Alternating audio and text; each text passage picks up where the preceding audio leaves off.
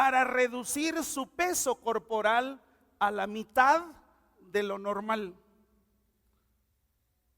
Y regularmente el anoréxico no se preocupa por su estado de desnutrición, pero hay algo peor, no siente hambre.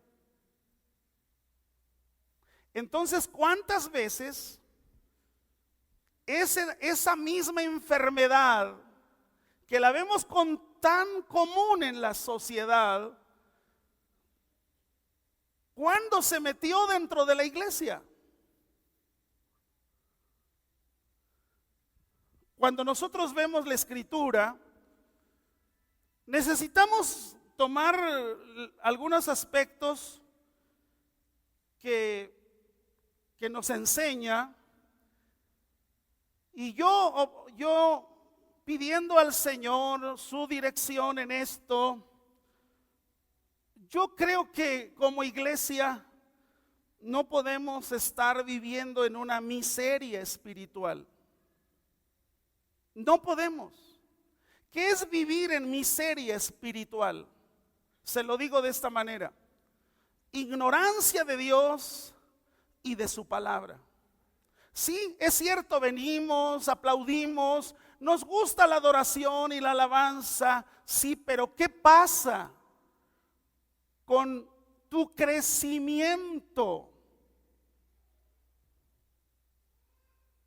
Pensando en ese mismo término de anorexia, lo quise ver desde el punto de vista espiritual, y yo veo que es como una aversión, es como una repugnancia.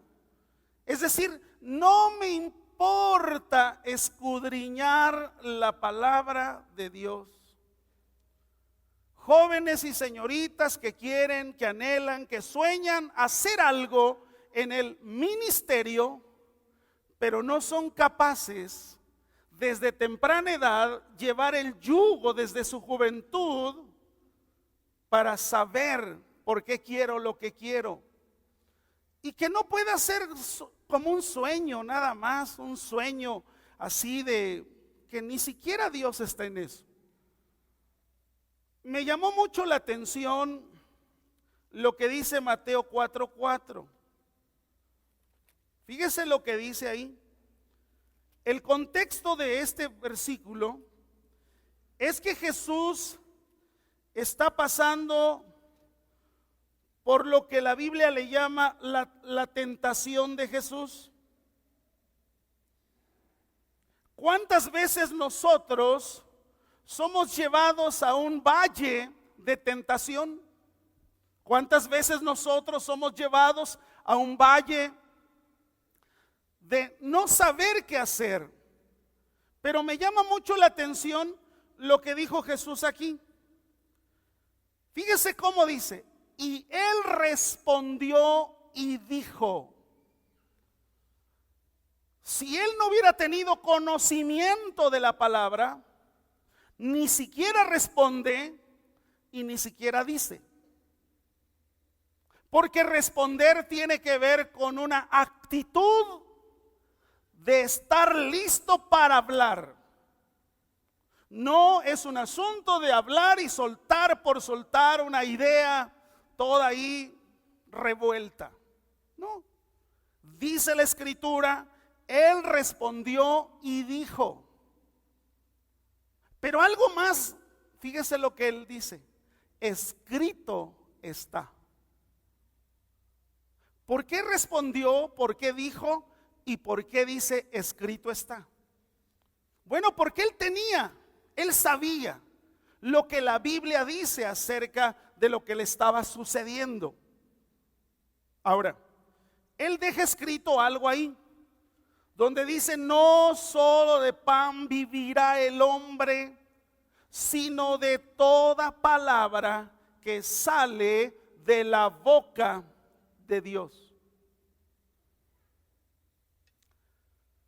Me llamó la atención el capítulo 32 de Deuteronomio.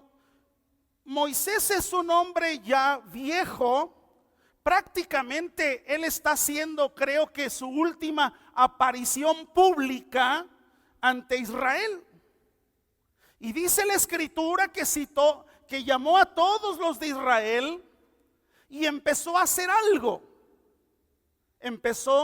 La escritura le pone así: cántico de Moisés. Y el cántico de Moisés es todo un historial de lo que Dios había hecho antes, lo que Dios estaba haciendo hoy y lo que Dios haría mañana. Ese es el cántico. Ahora, fíjese lo que dice el versículo 46, por favor. Vaya ahí. Deuteronomio 32, versículo 46. ¿Lo tiene ahí? Fíjese lo que dice. Un hombre de edad, un hombre que tiene al pueblo de pie, y les dijo esto, mire, y les dijo: aplicad vuestro corazón a todas las palabras que yo os testifico hoy, para que las mandéis a vuestros hijos, a fin de que cuiden de cumplir todas las palabras de esta ley. Pero quiero que vea el versículo 47, las primeras palabras. Dice ahí: porque no os es cosa vana, es vuestra vida. Es decir, que cuando nosotros ignoramos la palabra, no estamos nosotros viendo lo que la escritura quiere. Y Moisés dijo: es nuestra vida. Y por medio de esta ley haréis prolongar vuestros días sobre la tierra a donde vas, pasando el Jordán para tomar posesión de ella. Esto entonces me llevó con más urgencia a ver por qué la iglesia está teniendo esa pobreza espiritual. Y a pesar de que tenemos el nombramiento de cristianos, porque nos bautizamos, porque asistimos, porque estamos haciendo algo, servimos en algo. Sí, pero ¿por qué no tenemos el crecimiento? Y cuando no se tiene el crecimiento, no están los frutos. Porque la escritura dice: por los frutos los conoceréis. El enemigo quiere mantenernos alejados con novedades cristianas. El enemigo quiere mantenernos ocupados, quizás de repente aún hasta con doctrinas nuevas. Ahora, lo que Dios reveló en su palabra, lo que Dios dijo acerca de nosotros, Él ya lo dijo aquí y ya está aquí. Quiere decir que lo único que entonces necesitamos es ver lo que la Biblia dice, para nosotros estar siendo cuidadosos con nosotros primero de la palabra de Dios. ¿Qué pasa si no nos alimentamos? Somos cristianos con un índice alto o de gravedad de anorexia. Hay gente que dice: sentí bonito. Hay gente que dice: me gustó. Hay gente que dice: sentí como algo que corrió sobre mi ser. Ok, usted puede sentir, es válido las emociones, pero escúcheme, las emociones no te van a dar fruto ni crecimiento. ¿Te acuerdas con Nicodemo? Nicodemo sabía mucho de la ley. La Biblia dice que la guardaba. Cuando Jesús le habló de un nuevo nacimiento, él no lo entendió. ¿Sabes por qué? Porque seguir a Jesús no es de conocer algo de Jesús. Seguir a Jesús no es ya sé la Biblia, ya tomé un curso, ya salí de tal colegio bíblico, ya tengo tal título. Hoy es muy fácil comprar un título en todos los sentidos y esa fiebre o ese virus también se ha infiltrado en el medio cristiano. ¿Por qué? Porque muchas veces pensamos que los títulos son los que nos dan cierto fruto, desarrollo. Puede ser que te den tu posición porque ahora ya no te llaman X, sino ahora te llaman el doctor, no sé qué, el doctor en divinidad, el doctor en no sé qué. Puede ser que te da una posición, pero yo le digo algo, no le da una función. La estadística que George Gallup es un encuestador de una creíble en muchos sentidos, pero me llamó mucho la atención dentro de las encuestas que él hace. Fíjese lo que sucedió. A la gente le preguntaron que quién había pronunciado el Sermón del Monte. Esa fue la pregunta. El 42% dijo, Jesús. Pero eso fue todo. Pero le digo algo, el 58% de los encuestados ni idea tenía de qué sermón y de qué monte.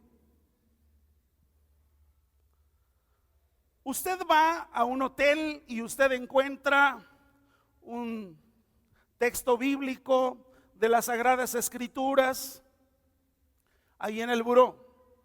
Hay un grupo que hace esa labor y lo hace por todo el mundo, por todo el mundo.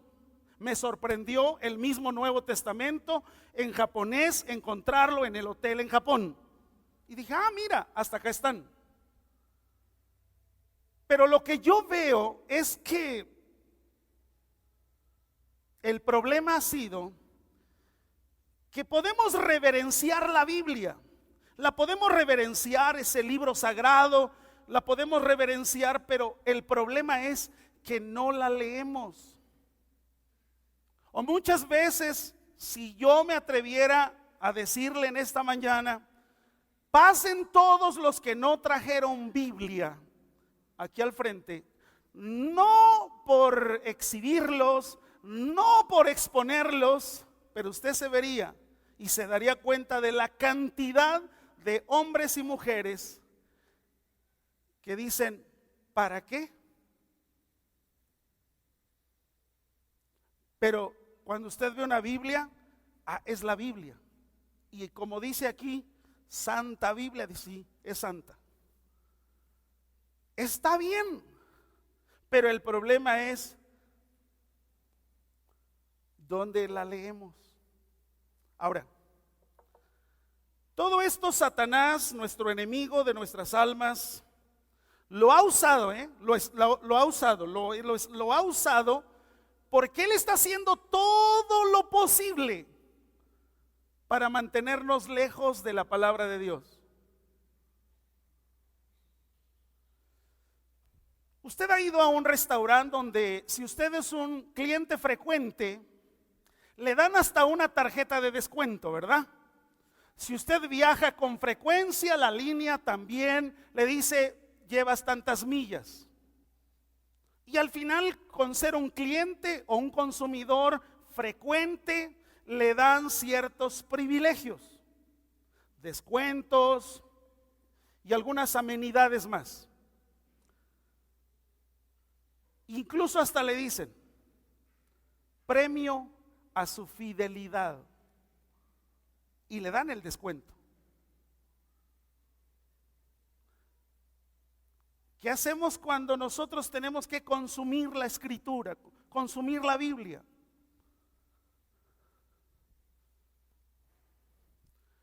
Estamos muy ocupados, tenemos demasiado trabajo. ¿A qué hora si no puedo, pastor? Y es real en todo eso, porque incluso muchas veces, amados, algunos hasta con tanto trabajo no comen. Y estoy hablando de desayuno, comida y cena. Pero ¿qué decimos? Tengo mucho trabajo. Al final hay un problema. Yo creo que aquí necesitamos revisar nuestras prioridades. La Biblia, hoy la tecnología, por ejemplo, aún hasta en los celulares más sencillos, tú puedes bajar el programa de GPS. Y el GPS tú le pones lo que quieras ponerle y te lleva a la ruta. Escúchenme por favor, iglesia, este es nuestro GPS. ¿Cuántos lo creen? ¿De veras lo cree? Ese amén se oye así como automático. ¿Cuántos lo creen? No me lo entendió. ¿Cuántos lo creen? Menos. ¿Cuántos lo creen? Nunca me lo va a entender entonces. ¿Sabes por qué? Porque estás más acostumbrado a decir amén sin que sea cierto. ¿Cuántos creen que este es el GPS? ¿Puede decir yo en lugar de amén? ¿Cuántos creen que este es el GPS? Ok. Ay, Señor, apenas di la introducción, perdóneme. Ay. Está muy bueno. Fíjese que yo he estado revisando muchas cosas dentro de la escritura y uno al final dice, bueno, si aquí está, aquí lo dice, ¿por qué le agregamos? Mira, cuando leemos la Biblia, Él te va a recordar quién es Dios y te va a recordar quién gobierna todos tus asuntos. Te va a recordar que la palabra es vida y que la palabra es verdad. Y te digo algo, tus convicciones van a ser fortalecidas, porque no te van a mover las circunstancias. Hay cristianos que las circunstancias lo mueven. ¿Cuántas veces el cristiano, cuando empieza a tener el primer problema, el segundo problema, el tercer problema, lo primero que piensas es, ya no puedo ir a la congregación? Cuando eso debería de ser lo último que deberías de pensar. Qué bueno que muchos de los que estamos aquí hemos hecho el domingo de un lugar en esta casa de ir y escuchar la palabra de Dios. Pero escúcheme, si alguno de ustedes está aquí, que lo estoy escaneando a todos, ya se registró, lo busco el próximo domingo, muchos no van a estar. Pastor, si puedo, si no me sale otro compromiso. Es que, ¿qué cree que voy a ir a la Marquesa? Ya ni quesadillas venden, pero tú sigues yendo a la Marquesa. No, sí venden, chorizo verde. Vamos a ver. Vamos a entrar al punto, cristianos anoréxicos. Romanos 12.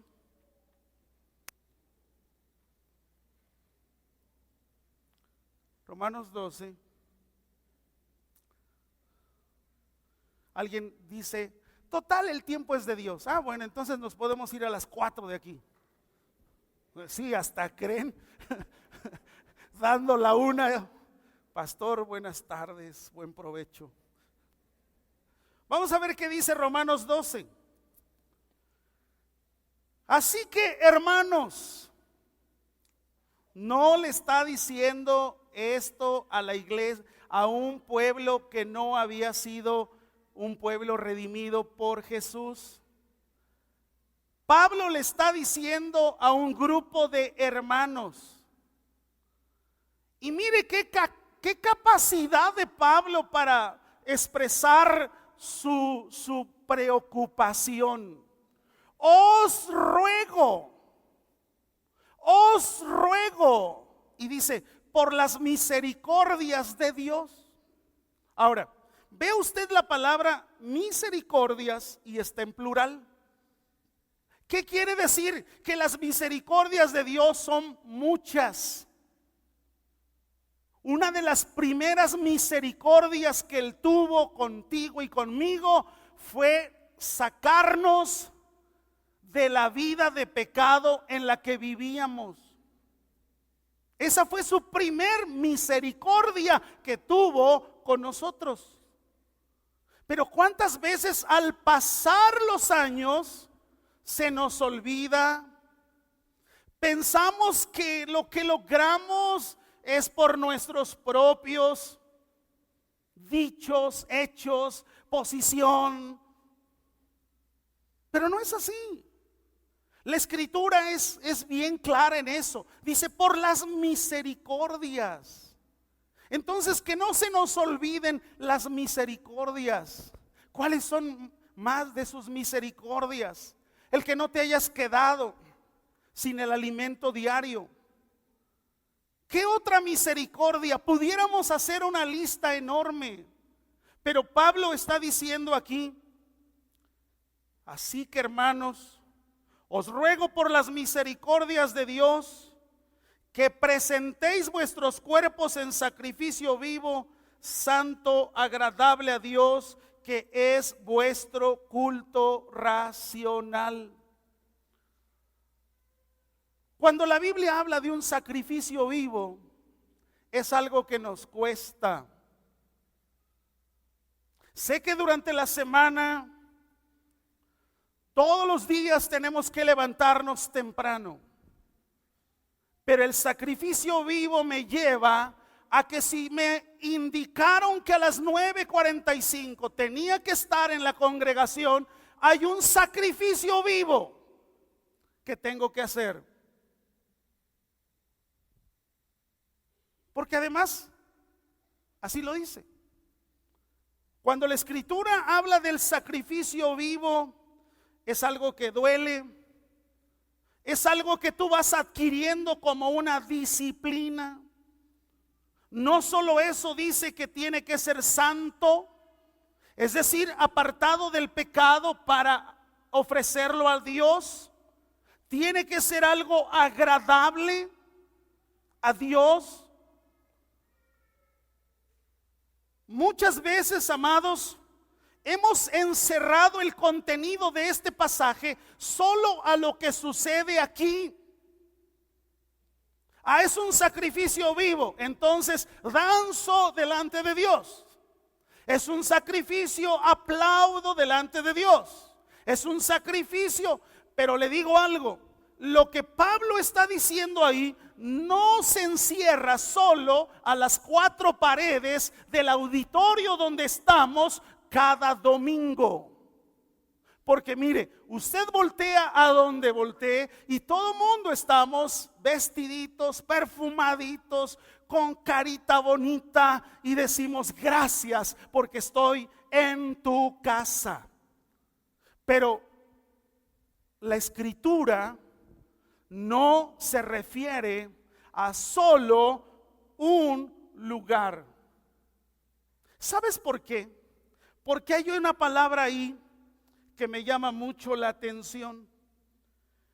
Dice, es vuestro culto racional.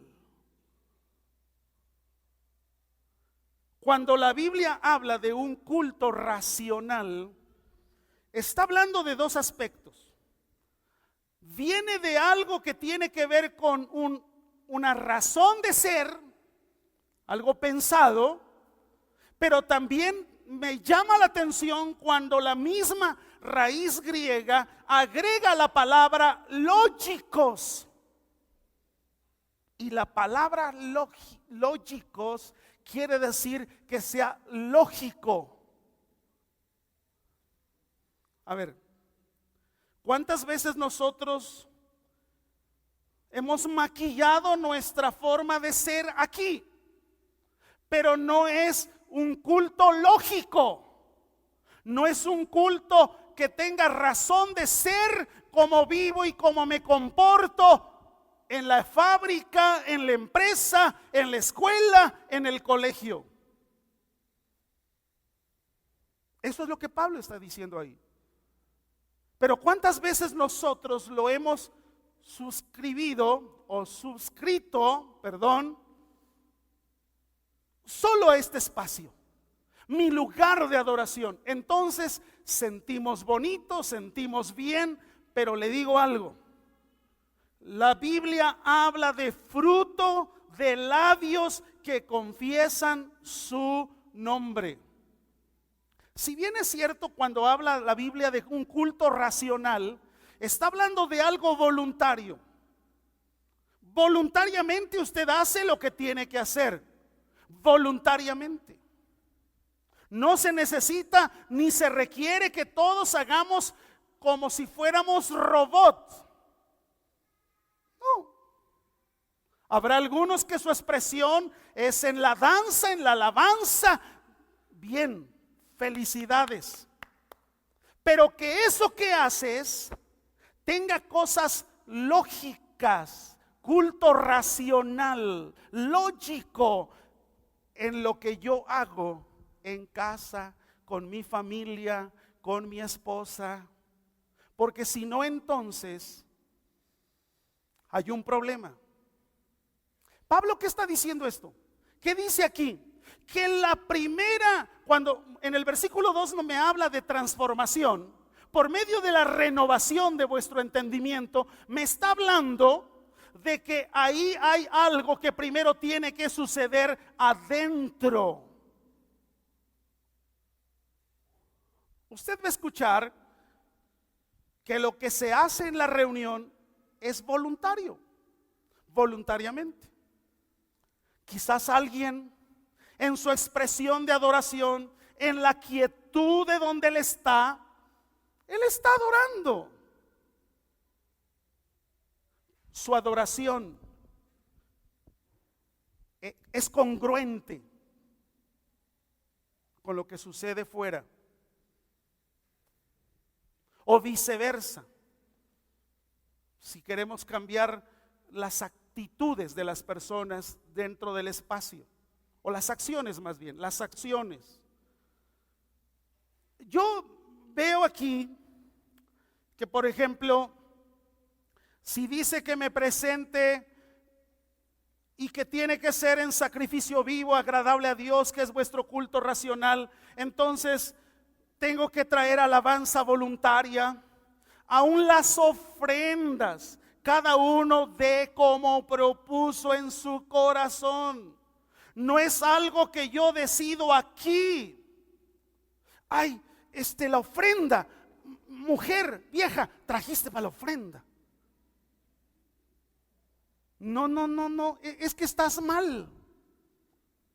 La Biblia habla de propuso en su corazón. ¿Sabes dónde? Cuando estás en tu casa y que dices, gloria a Dios, voy a ir a la casa de Dios. Mi lugar de sacrificio, mi lugar de ofrecimiento. Pero ya lo propusiste allá. No es que en ese momento empiezas así como si estuvieras excavando un pozo petrolero aquí. Ay, ¿dónde está? ¿Dónde está? Pues ni modo que le dé el boleto del metro. Es algo que propusiste. Por eso su significado es mayor cuando tú hablas de ofrecer voluntariamente todo lo que hacemos, todos los días, ese es nuestro culto racional. Nuestro culto racional no es la liturgia. El culto racional no es el tiempo de alabanza. Algunas veces incluso podemos meter ciertos rituales que nos pueden alejar de lo que Dios dice en su palabra.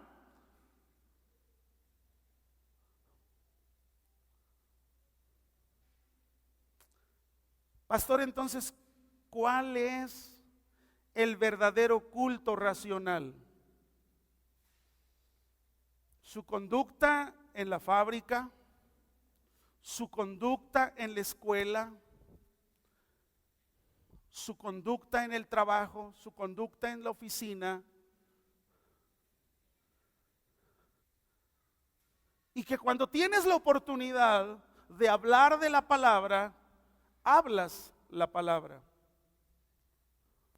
No estoy pensando en alguien que llega a la oficina y lleva su grabadora y pone sus CDs porque están sus alabanzas. No, yo no estoy hablando de eso.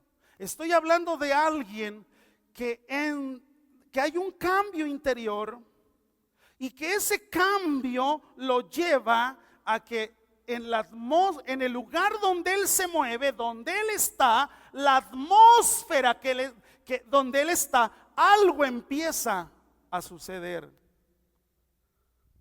Claro, si te ven haciendo chistes colorados, si te ven diciendo, si te oyen decir palabras indebidas, ¿qué honor o qué credibilidad te van a dar? Cuando tú quieras decirle al que está tronado en su matrimonio, ¿y cómo le puedes decir que Dios tiene un plan para su vida si él te puede decir, pero si a poco tú eres cristiano? ¿Por qué te comportas así?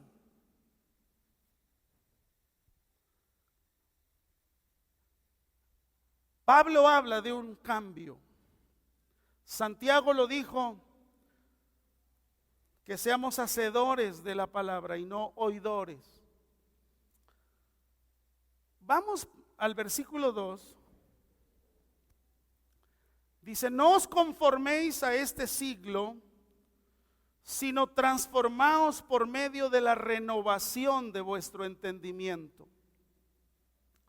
Cuando habla de conforméis, está hablando de un molde. El término es un molde.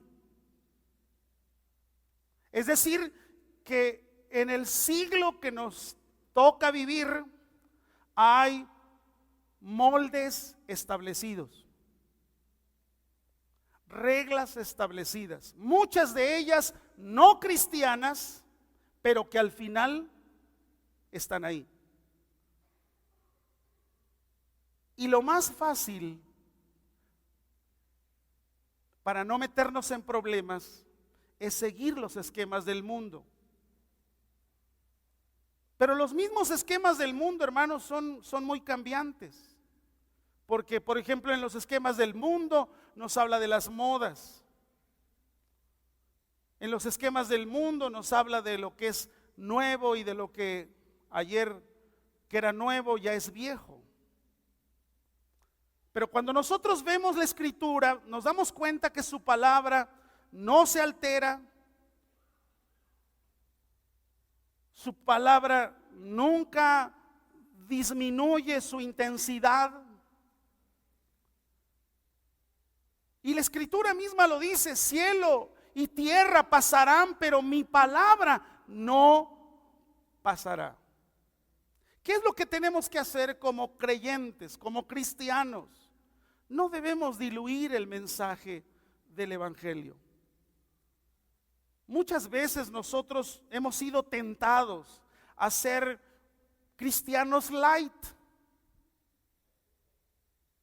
porque quizás es lo que está de moda, lo novedoso, pero la Escritura nos da enfáticamente el énfasis a ver lo que la Escritura dice y nos dice: no te amoldes a este siglo, sino transformaos.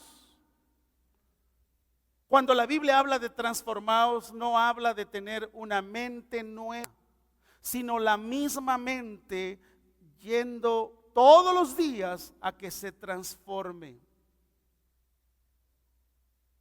Algunas personas la palabra transformación o transformaos la han entendido como algo solo externo. Y entonces externamente les digo: miren, para agradar a Dios, necesito que las damas se vistan de este modo, los varones hagamos tal cosa, y el color oficial del ministerio va a ser para que todos lo usemos. Al final es un cambio externo, visible, que quizás se ve bien, pero la verdadera, lo que Pablo dice aquí de no conformarme y sí transformarme, está hablando de una metamorfosis. Y cuando el cristiano, la vida, la mente de un cristiano está en esa metamorfosis, entonces es visible. Es visible. Cambia su andar, cambia su apariencia. Le vemos que viste con modestia. ¿Por qué? Porque está en ese proceso de transformación. Está sufriendo una metamorfosis. Y Pablo este tema lo está presentando, hermanos, como algo que realmente es sacrificial. O sea, esta exhortación no se va a dar de la noche a la mañana y decir: ya lo logré, pastor. No. O sea, realmente Pablo le está dando el tono de algo sacrificial, de algo que te va a costar, pero es una exhortación a tener una vida dedicada y a ser un verdadero holocausto y un sacerdocio santo para ofrecer sacrificios espirituales. Necesariamente mi cambio tiene que ser primero interno. Primero interno. Quiere decir que la transformaos o la palabra transformaos exige no vivir al estilo del mundo, no tener criterio y actitudes del mundo. Escúcheme con atención. No nos dice que nos salgamos del mundo, porque eso fue lo que hicieron aquellos hombres que pensaron que lo mejor era salir, huir del mundo, y se hicieron cuevas, habitaciones en el desierto. No está diciendo Pablo eso. Tampoco está diciendo que huyamos de la compañía de los mundanos, porque entonces ¿cómo les vas a hablar? Sí, sé que en algún momento en el énfasis de la predicación se hacía de: guarda tu testimonio, guarda tus vestiduras, aléjate del mundo. Y nos dijeron tantas veces eso que la verdad nos olvidamos de ganar y de ser luz para ellos. Y entonces nos encerramos. Pero Pablo está diciendo: es necesario transformaos. ¿Qué es un proceso? Sí, hermanos, es un proceso. Segunda a los Corintios 3:18 nos habla un poquito de este proceso. Solo lo quiero mencionar. Segunda a los Corintios 3:18. Dice, por tanto, nosotros todos, diga conmigo, nosotros todos, mirando a cara descubierta, como en un espejo, la gloria del Señor, ¿somos qué? No es algo automático. No es algo automático. El cambio tiene que empezar en lo interno. Si cambiamos en el interno, va a ser visible el cambio en la forma externa.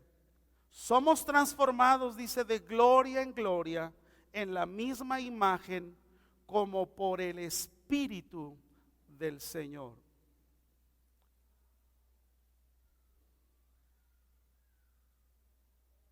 La vida cristiana en esta primera parte que acabamos de ver, es que la vida cristiana es un proceso de santificación, pero primero nuestro interior. Ahí es donde empieza primero. Si en tu vida hay vanagloria, hay orgullo, hay insensatez, eso es visible. Donde empieza el cambio, en lo interior. El problema es que muchas veces terminamos reprendiendo lo que no tenemos que reprender. La Biblia me dice que tengo que reprender los demonios. Y cuando hablamos de los demonios, son espíritus. Solo lo menciono. Pero ¿cuántas veces nosotros terminamos reprendiendo las obras de la carne? Cuando las obras de la carne no hay que reprenderlas. Hay que someter todas esas obras de la carne a este proceso de transformación. Ahora, quiero que vayamos juntos a 1 Corintios, capítulo 6.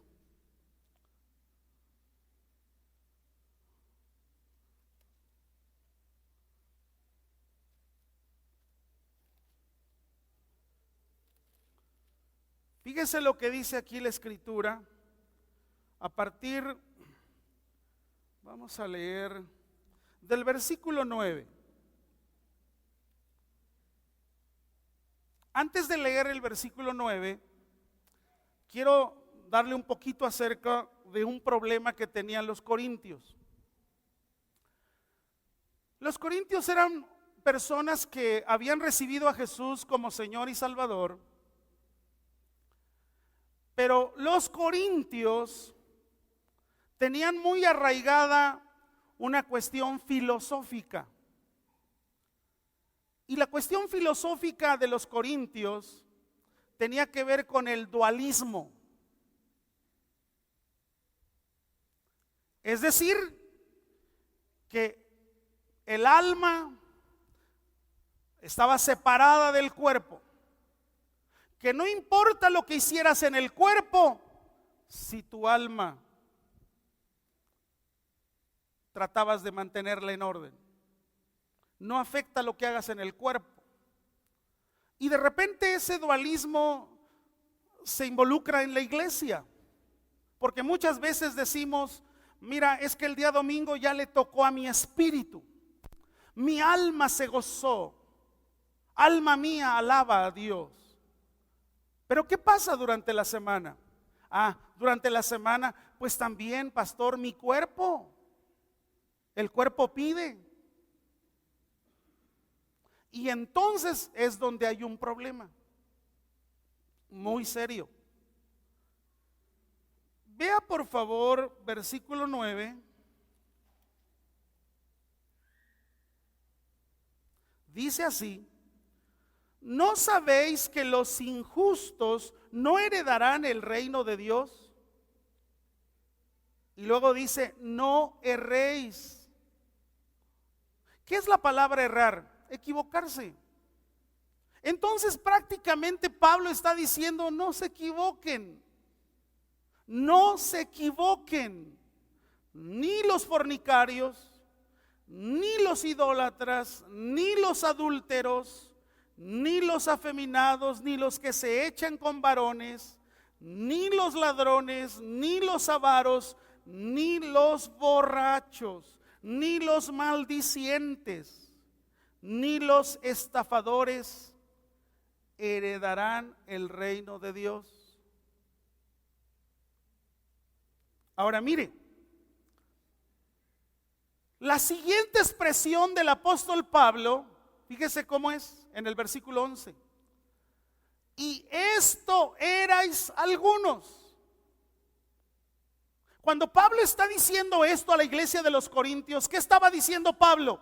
Que ahí mismo en el auditorio donde él estaba hablando esta carta, había personas que no habían dejado esas prácticas. ¿Qué quiere decir esto? Que podemos estar en la hacienda del pueblo, hacer de la hacienda del pueblo mi casa, pero no estoy decidido a ser renovado ni transformado. Y es que vivir la vida cristiana, hermanos, no es de sentir, no es de me sentí bien, no. El seguir a Cristo no es de sentir bien, el seguir a Cristo es de nacer. Por eso Pablo lo decía a la iglesia y les decía, el que está en Cristo, nueva criatura es. ¿Qué quiere decir? ¿Que los cristianos ya no pecamos? No estoy diciendo eso. Sino lo que estoy diciendo es que la Biblia me dice que hay un antes y un después marcado por el arrepentimiento. Y el arrepentimiento tiene que ver con dejar lo que tengo que dejar y decir, Dios, gracias, porque tengo que seguir lo que tu palabra dice.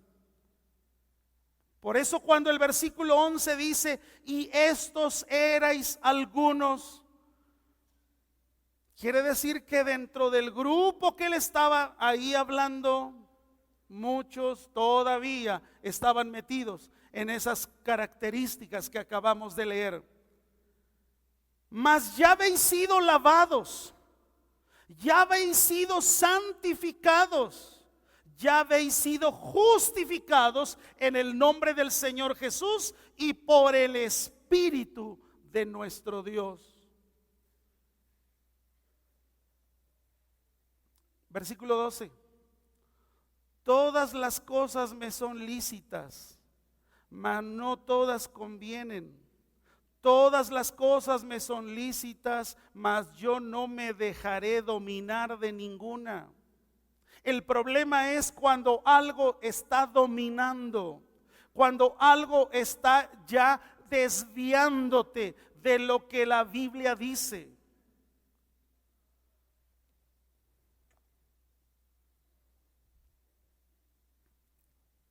Mire, y el mundo es muy hábil en esto.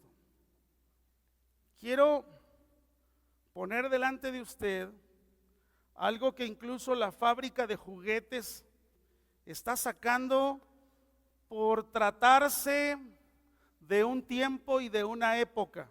Juguetes Monster High. ¿Había oído de eso? ¿Había oído de eso? Fíjese cómo habla de la hija de Drácula, el hijo del hombre lobo, la hija de Frankenstein, hay un micrófono, la hija de la momia y Espectra. ¿Y qué sucede muchas veces como padres? Nosotros vamos y adquirimos estos juguetes, porque la hija ya se la vio a alguien de la escuela. Incluso si usted quiere completar la cama de la hija de Drácula, usted verá que es un féretro.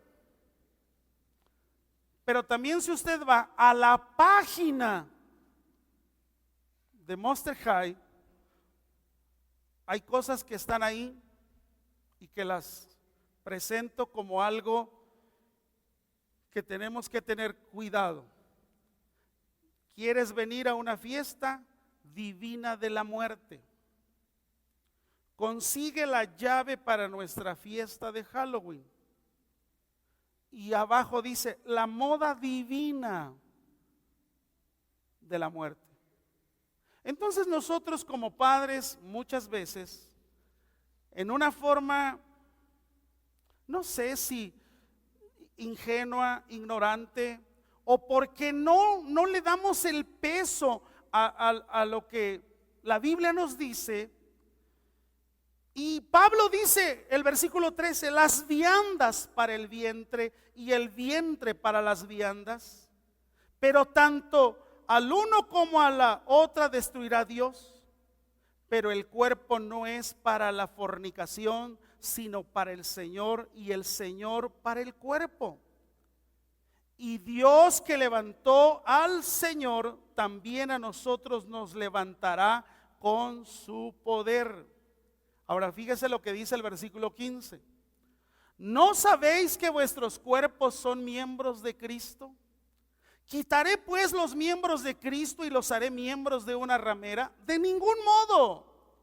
¿O no sabéis que el que se une con una ramera es un cuerpo con ella? Porque dice, los dos serán una sola carne. Pero el que se une, versículo 17, pero el que se une al Señor, un espíritu es con él. Versículo 18. Huid de la fornicación. No dice ahí, resiste la tentación. Ahí dice, huid. ¿Qué habla de eso? Agarra camino. Sal corriendo. Pero ¿cuántas veces nosotros atesoramos cosas en nuestro corazón y que decimos, si es tu voluntad, Dios, ayúdame para predicarle el evangelio y que no caiga en fornicación?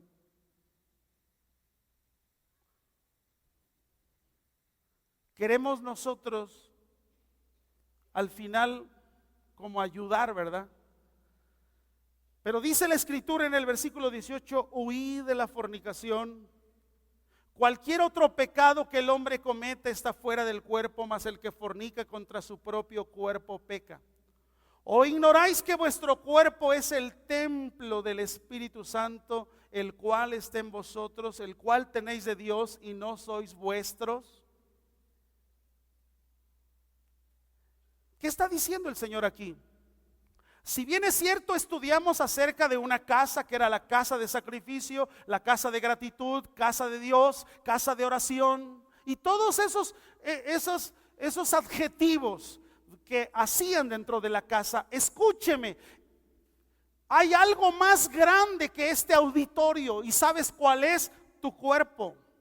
Porque la Biblia dice que tu cuerpo y el mío son templo del Espíritu Santo, el cual está en vosotros, el cual tenéis de Dios y no sois vuestros.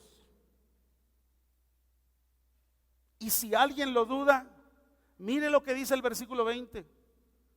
Porque habéis sido comprados por precio. Es decir, tu salvación y la mía no es algo que nos encontramos por casualidad. Hubo alguien que pagó un alto precio, dio su sangre, murió por todos. Pero pregunto, ¿cuántas veces nosotros en nuestro cuerpo no valoramos la obra redentora de Jesús? Jesús le dio importancia al cuerpo, que puso su cuerpo para la obra redentora. Estoy terminando. Isaías 55.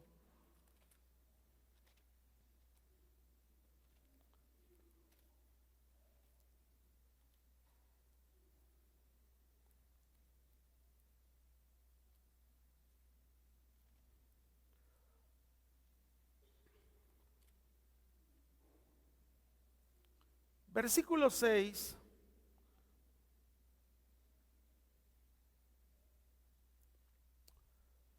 Pablo nos habla en primer lugar, de acuerdo a lo que estudiamos Romanos 12, en primer lugar nos habla de un cambio interno. Después nos habla de una transformación en el cuerpo. Al final dice que nuestro culto racional, de esa manera, con ese calibre, con ese contenido, vamos a saber cuál es la voluntad de Dios agradable y perfecta. Isaías 55, versículo 6 al 9. Quiero leer esta escritura como un llamado a toda la iglesia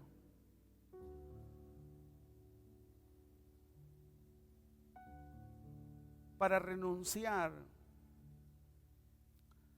a esa anorexia que le ha hecho demasiado daño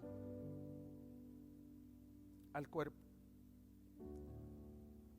Dice el versículo 6: buscad a Jehová mientras puede ser hallado, llamadle en tanto que está cercano. Deje el impío su camino y el hombre inicuo sus pensamientos, y vuélvase a Jehová, el cual tendrá de él misericordia, y al Dios nuestro, el cual será amplio en perdonar. Porque mis pensamientos no son vuestros pensamientos, ni vuestros caminos mis caminos, dice Jehová. Como son más altos los cielos que la tierra, así son mis caminos más altos que vuestros caminos, y mis pensamientos más que vuestros pensamientos.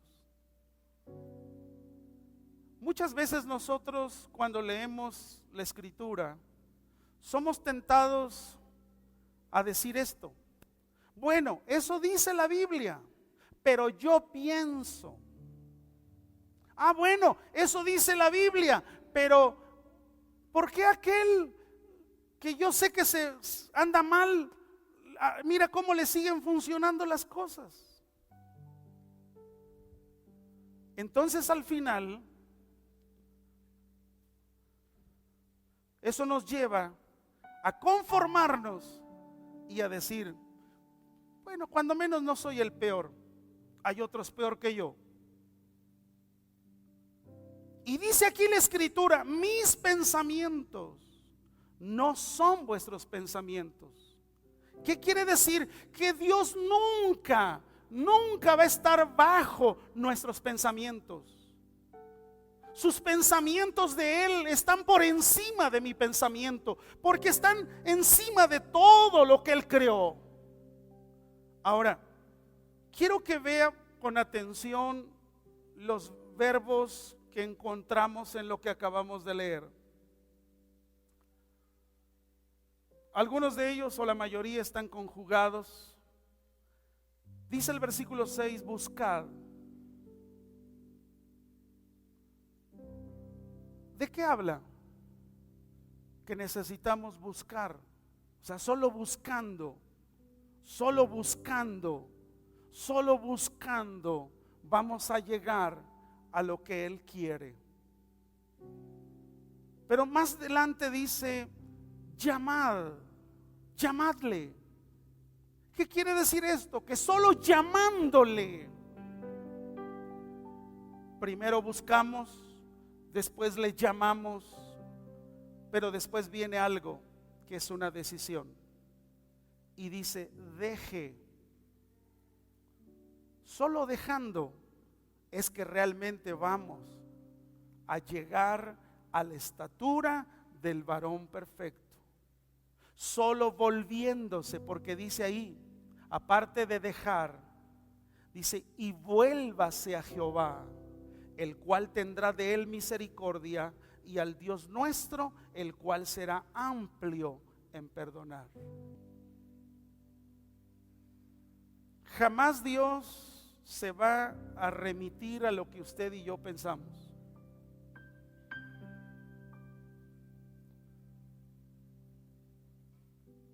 Juan un día lo escribió y lo dijo: hijitos, si alguno hubiere pecado, y estamos hablando de ese hubiere, que es una situación circunstancial, no de vida. Sí, podemos caer en tentación, sí podemos caer en pecado, pero la Biblia dice: no pequéis. Es decir, en el corazón de Dios está no más al pecado, no más al pecado.